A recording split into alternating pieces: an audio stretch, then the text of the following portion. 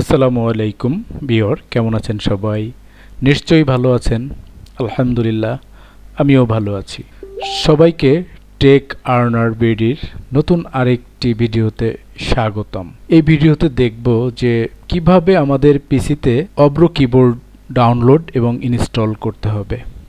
কারণ আমরা যারা কম্পিউটার বা ল্যাপটপ নিয়ে কাজ করি, আমাদের অব্র কিবোর্ড প্রচুর হারে ইউজ করার প্রয়োজন পড়ে। তো অব্র কিবোর্ড হলো বাংলা টাইপ করার জন্য চমৎকার একটা কিবোর্ড। তো আমার কাছে এটা পার্সোনালি খুবই ভালো লাগে। আমি এটা দিয়ে টাইপ করতে খুব কমফোর্ট ফিল করি।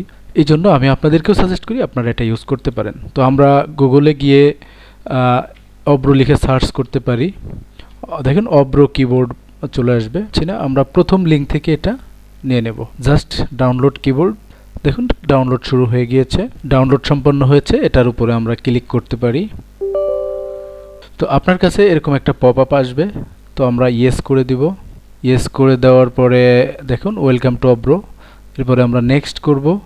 এরপরে এখানে একটা টার্মস কন্ডিশন তাদের আছে, আমরা I accept, then again next. তারপরে এখানে আপনার কোন ফোল্ডারে যেতে চাচ্ছে, বাই ডিফল্ট যেটা আছে এটাই ঠিক আছে। আমরা আবারও নেক্সট করব এবং আবারও নেক্সট করব এবং ইনস্টলে ক্লিক করব। খুব দ্রুত এটি হয়ে যাবে। আমরা দেখতে পাচ্ছি ফিনিশ বাটন চলে এসেছে, ফিনিশে ক্লিক করব। আমরা এখানে অব্র কিবোর্ড দেখতে পাচ্ছি, এটাতে ক্লিক করব। ক্লিক করলে দেখবেন যে সে চলে এসেছে। এটা হলো আমাদের অব্র কিবোর্ড।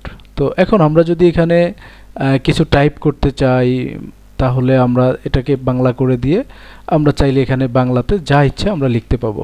আবার ইংলিশে টাইপ করতে চাইলে এটাকে ইংলিশ করে দিয়ে আমরা এখানে ইংলিশে শুরু করতে পারবো। দ্যাটস ইট, এতটুকুই সিম্পল।